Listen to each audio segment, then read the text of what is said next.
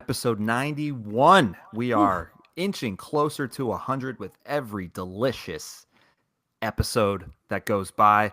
I'm Andrew. We have a full house tonight. The A team is finally back together. I feel like for the past couple of weeks, it's been two of us here, two of us there. So now we got this threesome really rocking and rolling, baby. Yeah, I said threesome, but you know. You said two. I got really worried that. Oh, man. So, as always, before we get into the goodies, be sure to give us a follow on all of the platforms that you possibly can. Hit the subscribe button, hit the notification link. We're on Apple Podcasts, we're on Spotify Podcasts. Wingin.it.pod is the Instagram page. We're on YouTube. We are live streaming as we speak. As I said, it's episode 91 of Wingin' It. Guys, who wore number 91 for our Philadelphia Eagles all those years? Does Aleks know this one? Aleks Cox. Look at you go. Look at you go. Oh, that a boy. So here we are. I was not here last week. You guys, you kind of gave us the rundown of the Cleveland Browns. Like, I couldn't believe that we were actually like that episode was after a win with the way that you guys just sounded so defeated. We're the only town in the world that could feel that way after a win. And the week before is when the Phillies' hopes and dreams were crushed. And now here we've come full circle as the Sixers are now starting off. So we've kind of regenerated. We've seen death. Now we have new life. New beginnings. But what I will say is not a new beginning is the way that the Eagles start football games, because they still can't score a damn point in the first quarter. However, it's not always how you start. It's how you finish. And I can't believe it. I can't believe the Eagles actually did it for the first time in a full calendar year. What was it? 16. I don't even know how long it's been. But the Eagles win 28-3. They put a complete just lashing on the Giants. We literally ran all over them. Guys, I'm probably going to like really defer to both of you for a lot of this game. The last 2 weeks, I have not gotten to watch a single second of Eagles football, and it crushes my soul. Oof. But that is just kind of the situation I'm in right now with my work schedule. Not ideal. I'm able to like glance up every once in a while. I did see Saquon bust the first big run he had. But other than that, guys, I'm really going to need your help kind of just giving me the breakdown of what happened. Ali, I'm going to start with you. How much differently do you feel now after what transpired this past weekend than maybe you did the week before? Are you feeling a new level of confidence, or is it just like, well, it's just the Giants? Like, I'm not impressed. So tell me how you're feeling right now. Well, first of all, it's so great to see both your faces on my computer screen. I'm just so happy. It just makes my day. It makes my entire week when we can get together every week. And I'm really glad that we're back. It's how it should be. It really is. Yeah. And then Aleks, right before we started the episode, broke the news that he's not going to be here next week. So we're back to the dynamic duo. Anyway,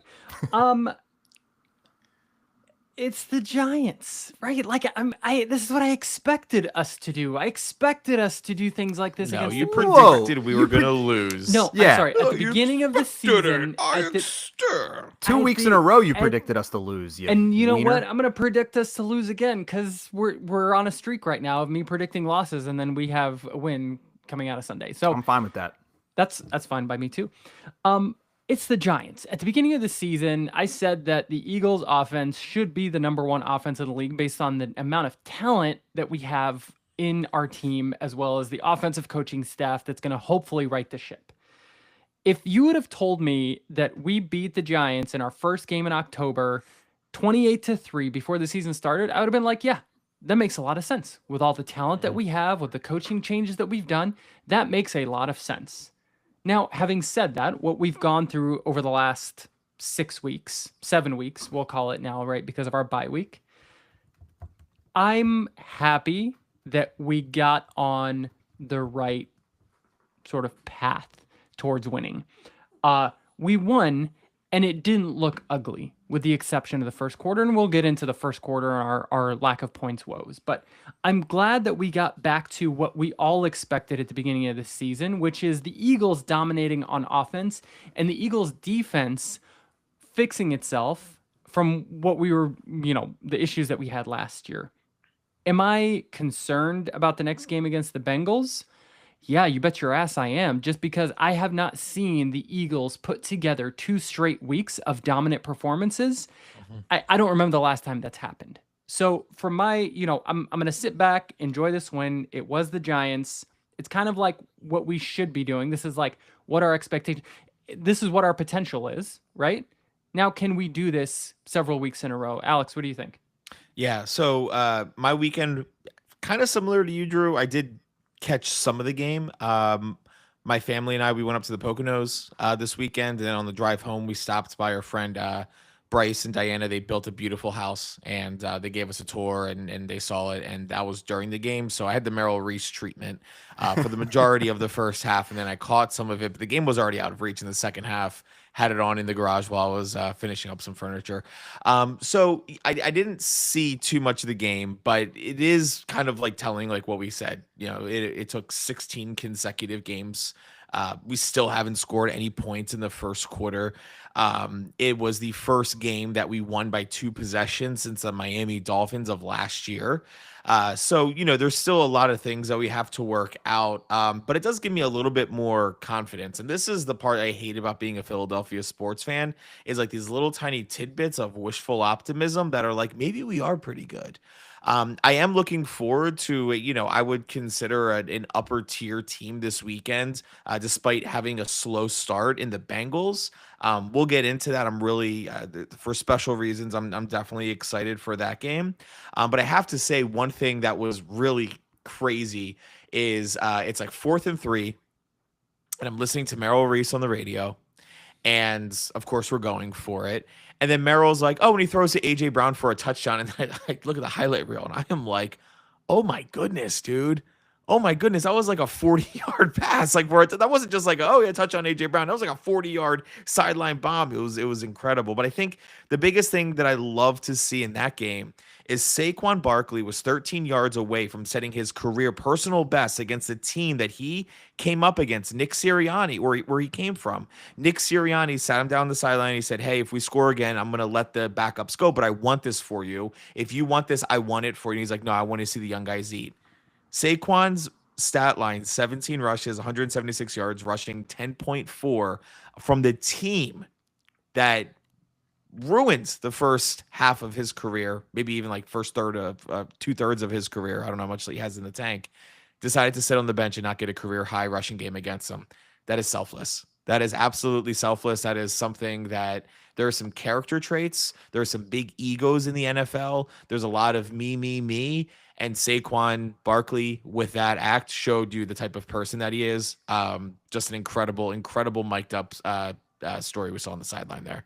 I heard that audio, and I couldn't help but even just, feel a little bit of appreciation for Coach Sirianni there. I know I rip the guy a lot. I hate listening to the vast majority of his press conferences, but I thought that was a pretty cool moment, and I like that he gave Saquon the option. You do get the sense that Nick really is like a player's coach, and I feel like he's very good at formulating relationships with all these guys. So, at the end of the day, as long as this team is going to respond to Coach Sirianni and put up a dominant performance like this, hey, I mean, are you in or out, Drew? Are you in or out, Drew? You can't be wish-washy on this. You can't be cursing him one week and the next week, you know what? He's just a player. This guy's just one of the guys. He can have a beer. Like, what are you? Like, are you in or out? I didn't really have much of an opportunity to comment last week after all of the damn theatrics. When he brought his kids to the press conference, I was so out. I was so out. But hey, man, the NFL is a week-to-week league. It's what have you done for me lately? And you're so wish-washy. You're the reason that I get you're the reason I get 1,000 text messages 2 weeks away from a presidential election because of all the wish-washy people in the middle. It's you, Drew. People like you. It's like the NFL is a week-to-week league, and so am I. Look, I think that there are major immaturity levels, but at the end of the day, I have to look at what this team is doing week to week. And fellas, I am beyond confused. I don't know what to make of our defense. I'm going to start there. Now, granted, I know the last 2 weeks were against maybe two of the biggest jokes of offenses. I know. Well, it's kind of crazy. Before we get more into that, Daniel Jones' home versus away splits He's so bad. are wild. At home, he has, in his career, he's got 27 touchdowns, 30 interceptions. On the road, he has 41 touchdowns, 14 interceptions. Wow. So for whatever reason, this dude cannot play at MetLife. This dude just can't play football, though. He needs to get out of the league. Yet he went on the road to Seattle and beat the Seahawks at the 12th man. You know, things are weird. That's Football fine. is weird. The Giants decided to pay him $40 million and not pay Saquon, so thanks, Giants. You are right about that. Malik Neighbors does look like the real deal, though. But anyway, the Eagles have gone against the Giants, less than, below average offense, I would say. And then the week before, the Cleveland Browns they had Deshaun Watson at the time before he just tore his Achilles this past week. And, the Eagles barely won that game. But I'm also looking at these two games, and look, the Eagles defense did not let up a touchdown either one of these games. Tampa Bay, we got smoked. But the week before against New Orleans, we gave up one touchdown. We only gave up 12 points. The week before that, we lost to Atlanta 22-21, but Atlanta had 15 until, we kind of gave them the ball at the end of the game. So I'm just looking at the body of work. And of don't this forget, defense. that was one Saquon catch from us kneeling out the clock and us being a 5-1 team, and this confidence talk being a lot different. Exactly. And, I think that's where I'm like, is this defense for real? How many sacks would we have? 8 sacks this past weekend? That's a beautiful, beautiful sight. Daniel Jones is probably he's probably Their one of them. offensive line was really decimated. Right. Yeah. But when you build a lead on a team, when you're not playing from behind and you're able to make the other offense more one-dimensional, you can actually get a pass rush going. Nakobe Dean probably had the best game of his career. So we are seeing progress. Cooper DeJean looks like the real deal. Between him and Quinyon Mitchell, it's like, man, this is like Lito Shepherd and friggin' Sheldon Brown all over again. So we're getting production from young guys. We're I don't know. What do you guys tell me? What do you guys think of the defense right now? I'm a big fan. I think Pro Football Focus has Cooper DeJean as the highest ranked defensive player last week. Again, this is against the Giants, but still, that's incredibly impressive. Dude, the Carolina Panthers also played a game last week too. So there are multiple teams. The only team that might have lost worse than the Giants. Yeah, true. To Marcus Mariota. No, but I think just even looking at Nakobe Dean's stat line for last week. He had how many of the sacks? He had 2 sacks, 6 solo tackles, 5 assists. He seems to be playing a lot better this year. Again, I wasn't able. It's a lot easier to talk about the offense and what they're doing because that's how Merrill does the announcing. And like I said, I didn't get to see the entire game, but 2 weeks in a row without giving up a touchdown. I think you're really smart to bring up the Saints game because at that time they were one of the top. They were the top offense in the National Football League. It's all very exciting. We're gonna need it for this upcoming weekend against a pretty explosive. It's weird. I don't think the Bengals are we'll talk about the Bengals, but I don't think the Bengals is explosive, but they're good, they're solid, they're well coached. You know what I mean? think that we'll get more into the Bengals game, but I feel like this is such a perfect matchup for the Eagles. This is a really, really good opportunity for us as Eagles fans to understand what the heck this team is. I'm pretty sure the last time we played the Bengals, it was the COVID year. Carson Wentz just came back. Joe Burrow got his welcome to the NFL hit, and we ended in a tie. If I remember that game correctly, that was the year we went 4-11-1 or something like that. That's incredible memory if that's actually accurate. I'll look it up while Ali chimes in on Ali 2 weeks ago was trying to throw shade at Vic Fangio. Is Vic Fangio the problem? At that point it's no, dude, Nick Sirianni's the freaking problem. Stop trying to sway the attention here.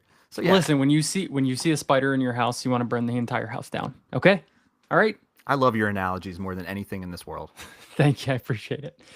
174 yards by Saquon Barkley. The Eagles defense let up 119 against the New York Giants. I think that was a great game. All-time win, all-time defensive performance.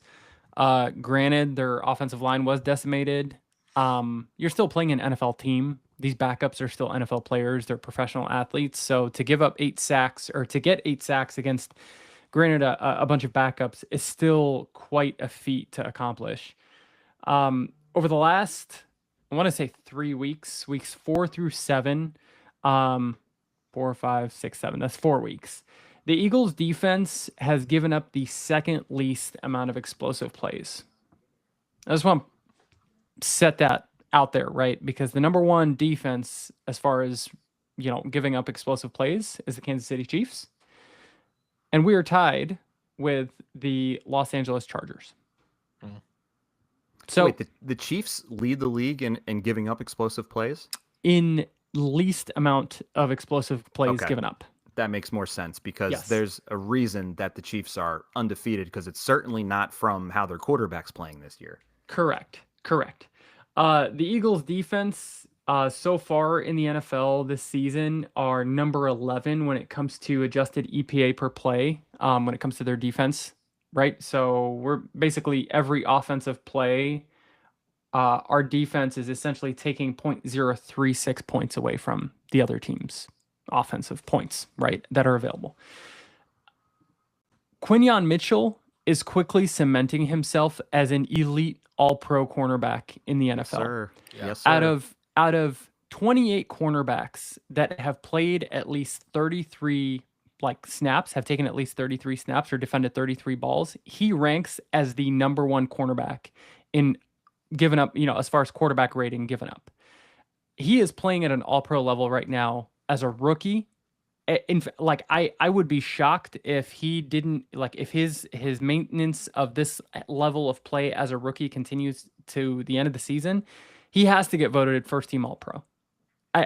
And when you look at some of the games like against Tampa Bay, when the entire defense looked like they had just given up, who was the one bright spot in that entire team to include the offense? It was Quinyon Mitchell. I'm so pumped that this kid is on our team, and I'm excited for the rest of the season. I think the defense is starting to find their stride. I'm hoping that it continues against Joe Burrow, and obviously we're going to get into the Bengals game, but no, I'm way excited about what I've been seeing over the last couple of weeks.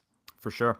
And so, I mean, I know that we've talked about Saquon already. I mean, what more can you say about this guy who literally carried this team on his back offensively?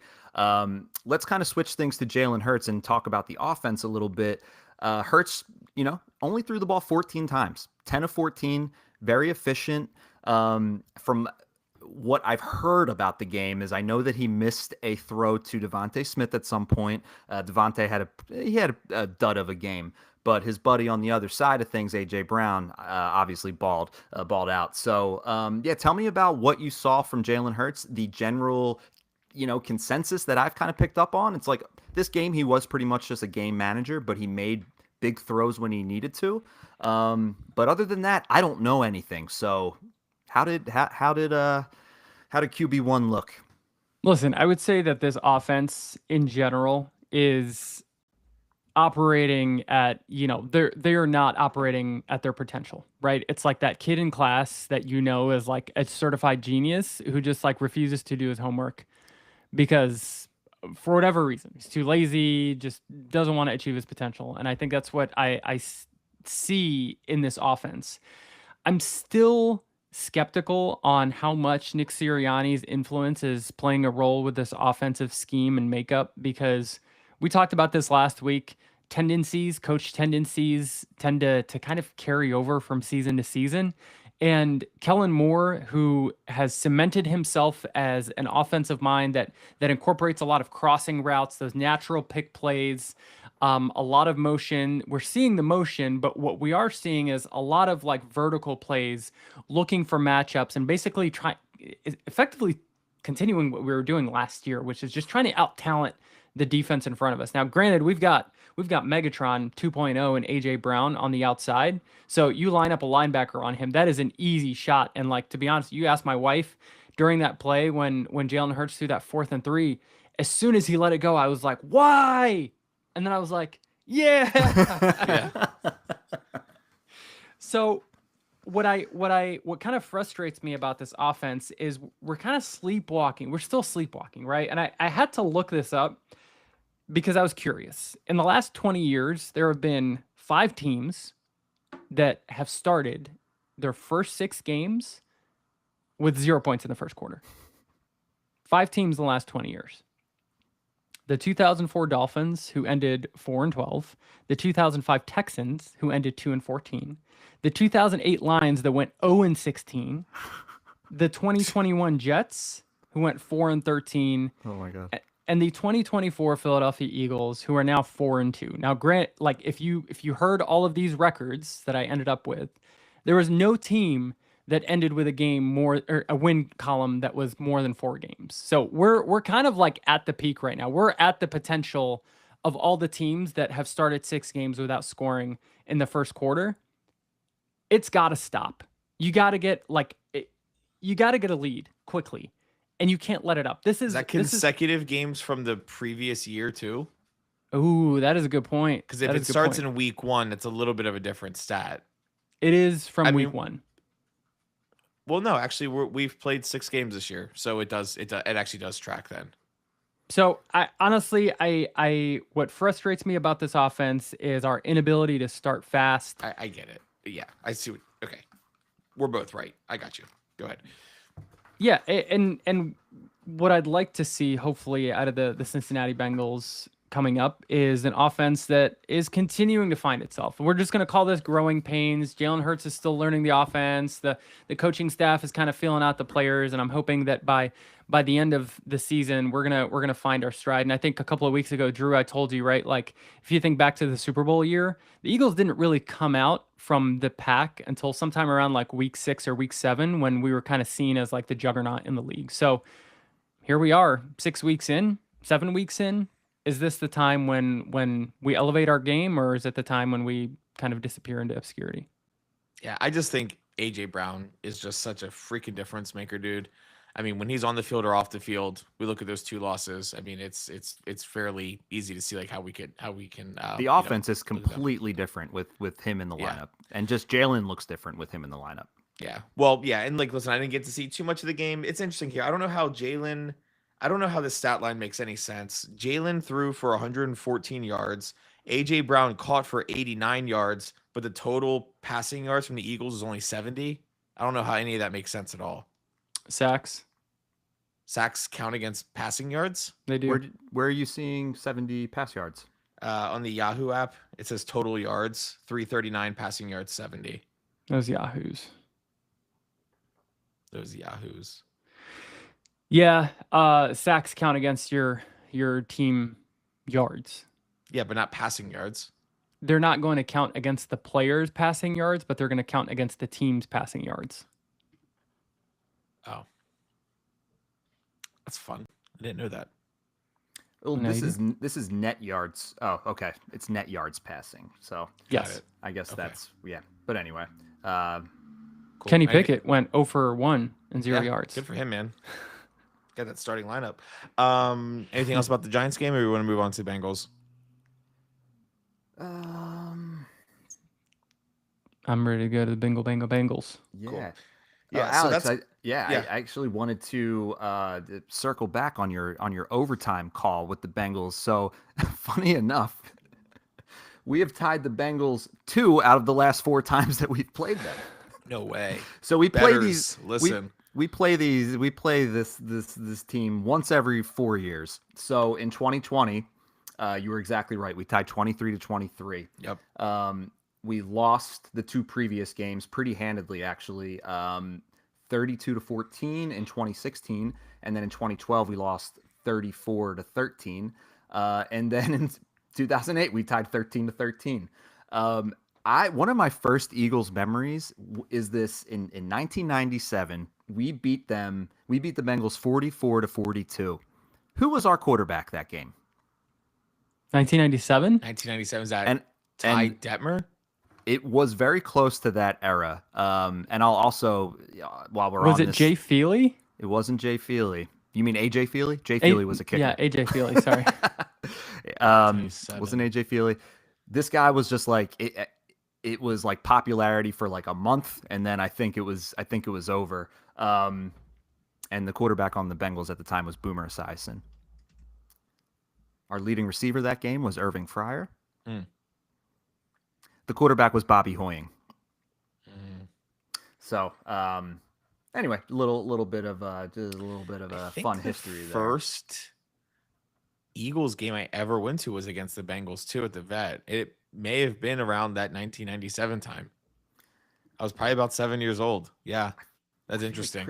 Like Chris Boniol or someone kicked a winning field goal at the end of the game, and it was like during a time where Eagles weren't anything special. Like this was still pre-McNabb. But yeah, fun memories. Fun memories. Yeah. So yeah, let's get into this game a little bit, guys. Yeah, So Alex, what are you feeling? So we got good news and bad news for this game.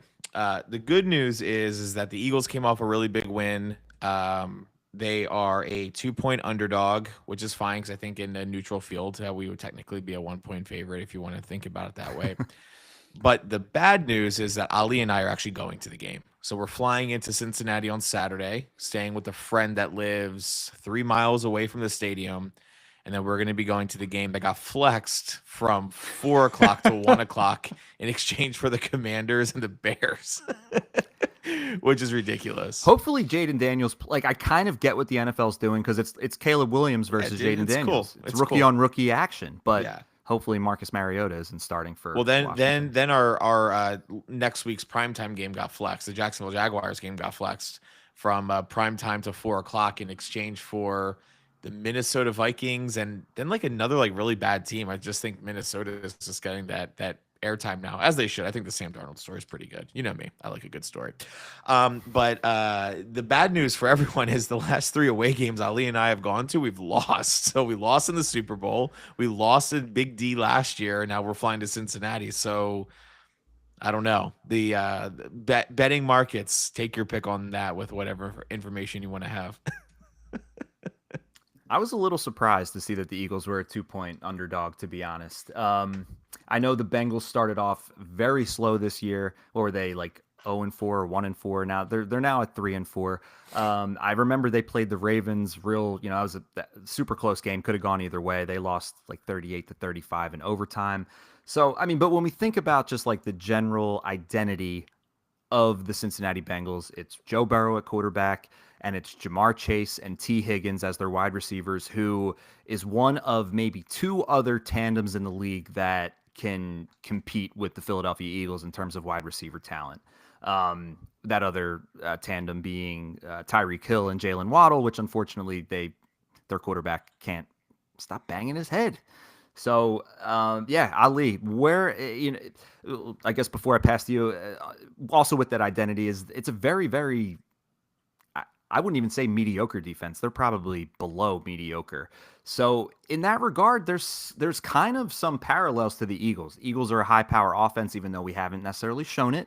The Bengals don't really have, I agree, Squawk and Eagles podcast. It is time to break that streak. The Bengals don't really have a run game, really. Chase Brown, Zach Moss, nothing, too, not a ton of talent there. Still productive, but, it's not Saquon. But, their defense is beatable.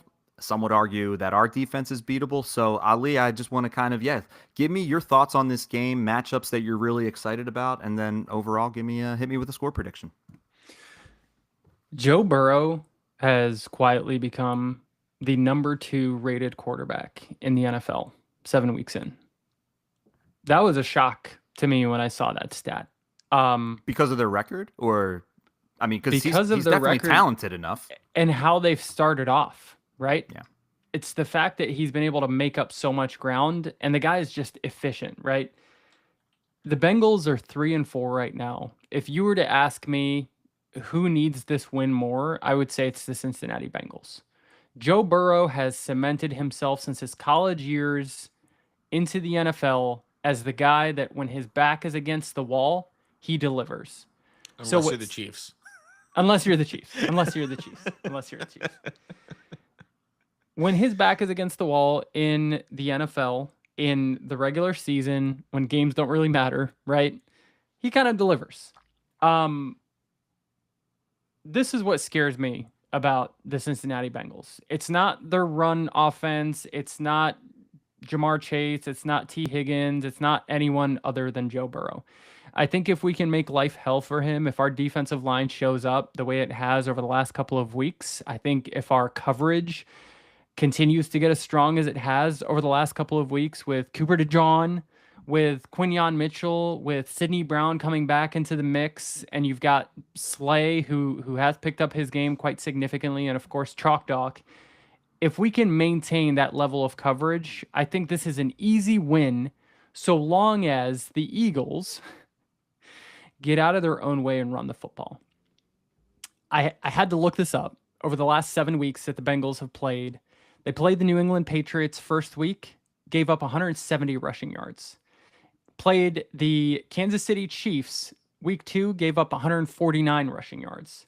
Week 3 was against the Commanders. They gave up 108 rushing yards. Week 4 was against the Panthers, where they gave up 155 rushing yards. Week 5, was against the Ravens when they gave up 175 rushing yards. Week 6 was against the Giants when they gave up 119 rushing yards. And then last week against the Cleveland Browns, they gave up 77 rushing yards. This rush defense can be gotten. Mm-hmm. We have Saquon Barkley. If we run the ball and we hold the ball and win the clock management game, this is an easy win for us. Unfortunately, the thing that scares me is that when we've seen things that are obvious, our coaching staff decides to just do the opposite. So my score prediction is going to be similar to what I said last week, and hopefully the streak continues. I think the Bengals are going to score 17 points this game, and I think we're going to continue our sleepwalking in the first and second quarter, and we're only going to score 13 points this week.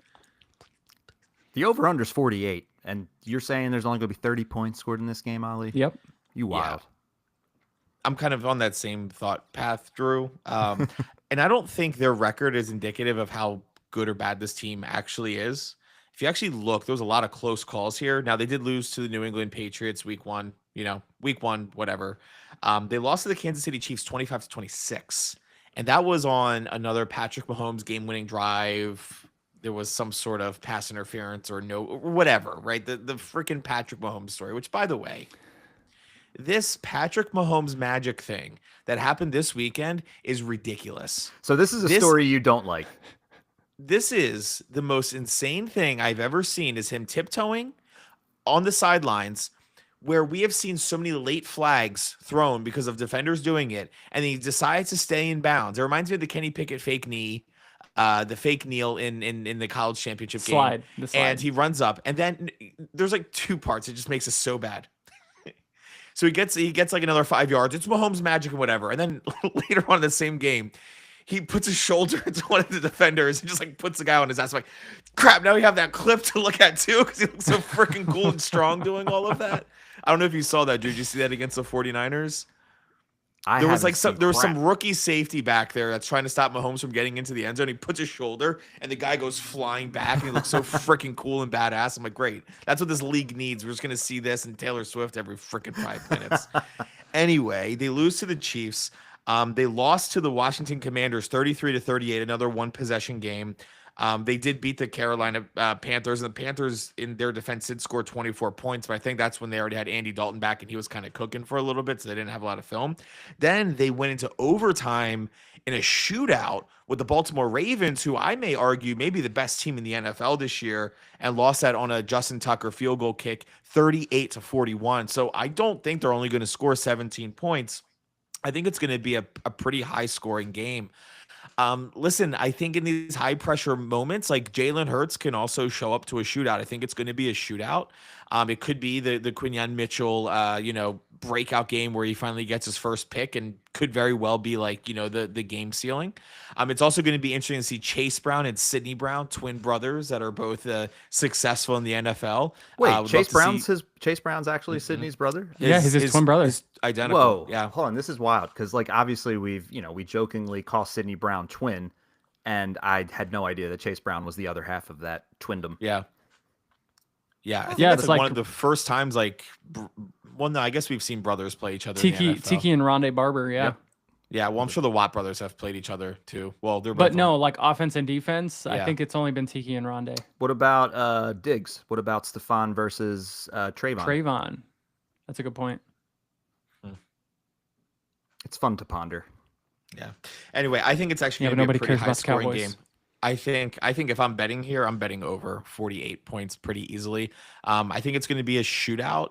I think that Bengals do need it a little bit worse. And since Ali and I will be at the game, I don't like the odds. With that being said, I think the Bengals will pull out the win 37-32 Bengals.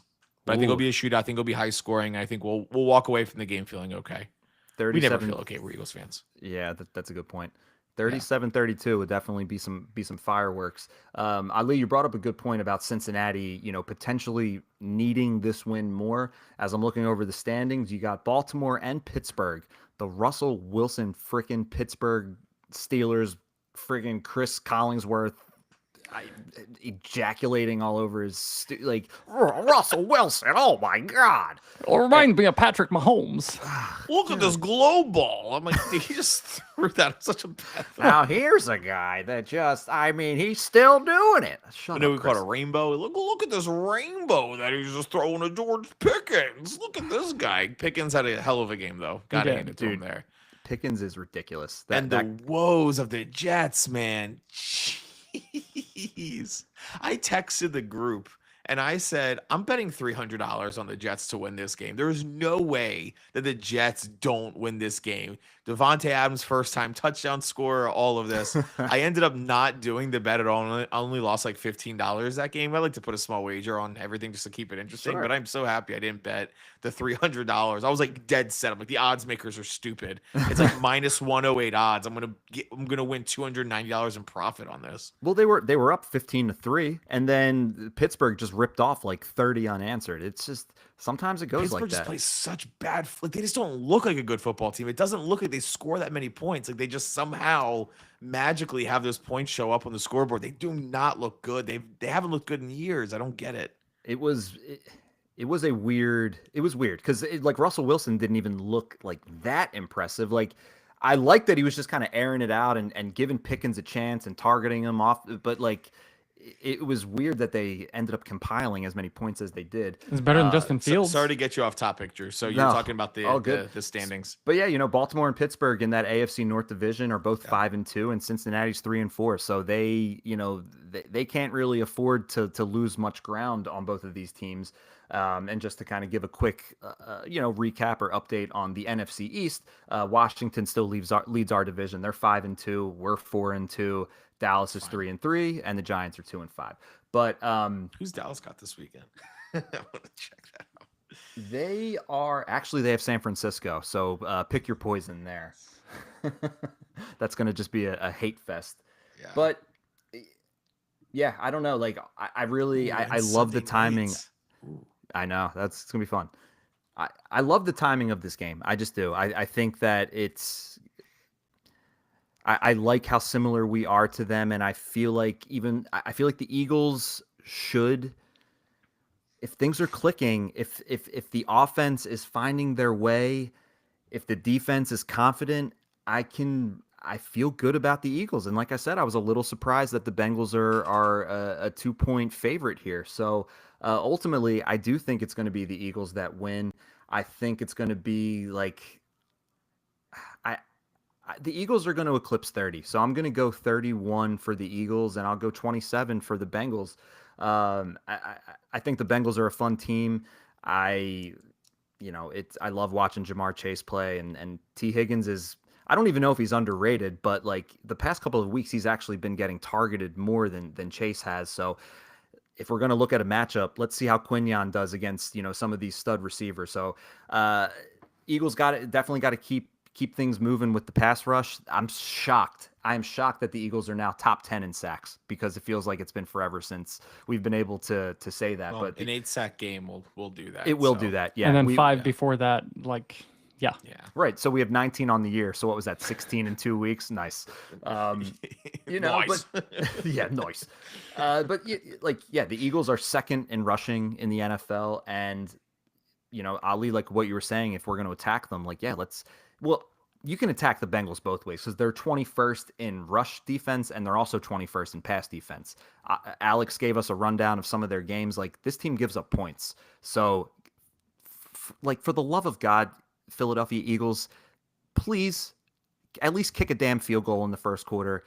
If we win the toss, please just receive it. Please, I don't want to play catch up at all in this game against a good offense. Set the damn tone, receive the ball. But ultimately, it should really be a great game of two teams that are, I don't know if they'll both end up making the playoffs, but they are two playoff caliber teams. So it'll be a good test. Speaking of which, actually, if we end up losing this game, our chances to make the playoffs goes to 50%.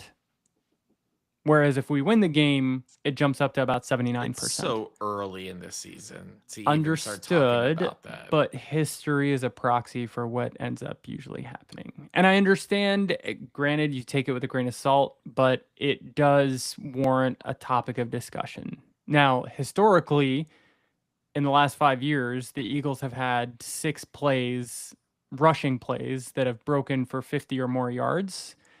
In the last 6 games, we've had 3. Sure. With Saquon Barkley. So he is without a doubt the best non-quarterback in the NFL right now.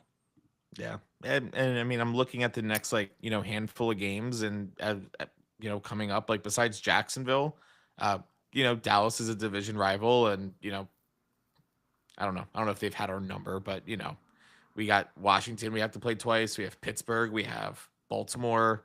We're not just going to skate by into the playoffs. So we have to win some of these games. Yeah. I mean, we have obviously Cincinnati. Then we have Jacksonville the following week. I would love to sweep Dallas, but maybe you win one of 2. But we still have Carolina left. The Rams might be that could be a tricky one. I don't know what the deal with Pittsburgh is, man. I'm just going to bet on them to lose all the time. Just go broke. I just don't get it. They're just a good defense. And that it's crazy how that's actually proving to be what dictates if you're a good team or not, except if you're Washington. I don't think their defense is that good, and they're still 5-2. I don't know. Cool. Well, in any case, Aleks and I will be there. We're gonna be losing our voices. Hopefully, not get kicked out. Hopefully, not get into fights with Bengals fans. Or maybe, hopefully, we do get into fights with Bengals fans, depending on your tolerance for violence. But in any case, the team that we play once every 4 years, that's the team that we're picking fights with. Yeah. Actually, I think we're going to tie. I should have said we're going to tie, considering that seems to be what we do with the Bengals. Yeah, better to take notes. Cool. Are we doing a swinging it pick, or are we logging off? Let's do a swinging it pick. I want to pick the Eagles. Done. All right, this is episode 91. Swinging it. Other than that, I'm looking at the Rams on Thursday night, who are home against the Vikings. But the Rams are only they're a 2.5 point underdog. I don't know. That line's telling me something. There's not really too many other games that get me hot and bothered, to be honest. Tampa Bay at home as a 2.5 point underdog against the Falcons. The problem is that Tampa Bay is now a completely different team. They lost. They don't look good right now. They lost Mike Evans and Chris Godwin. That's a good point. And there's also a bizarre number of 10-point spreads this week. I'm not used to seeing this many. The Lions against the Panthers Titans. Broncos game is 10 points. That's just a weird one. Yeah. Who thought the Broncos would at any point this year be a 10-point favorite? So, I mean, do you like the Cowboys against against the 49ers? What was that, a 4-point line? Absolutely not. No. I want the Cowboys to lose that. I mean, I'm not going to be rooting for the Niners to win, but I definitely want the Cowboys to lose. So here's the thing: the Commanders are a 2.5-point underdog against the Bears. Again, I don't know if this is because Vegas is thinking that Mariota is going to start. In my fantasy lineup, my Jaden Daniels has a projection, so I don't know. Is he going to play? Is he not going to play? I don't know. But I was a little surprised to see that the Bears are actually a favorite on the road against Washington. So, yeah, what are you guys feeling?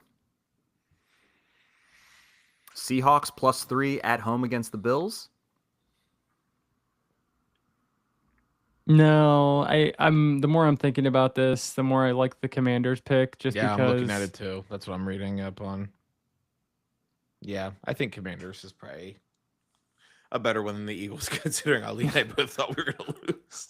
But that's just because we're going to be there. I mean, Exactly. that's that. I don't We'll want say to something about histories, whatever. I don't want to bet against history. No. I like that. And then, worst case, we lose another swing and a pick, but the leader of our division suffers a loss, which I am totally fine with. Okay, cool. So lock it in. Commanders, 2.5 against the Bears. Sweet. Thanks for kicking it with us, guys. This has been episode 91. It's great to be back, guys. It's great all three of us could be back. Please join us next Tuesday/Wednesday when it's just going to be me and Drew breaking down what we saw out of this Bengals game and looking ahead to our next matchup. Thanks for winging it with us. I'm Ali. He's Andrew. He's Aleks. Go Birds. Go Go pick a fight with those Bengals fans now. Go Birds!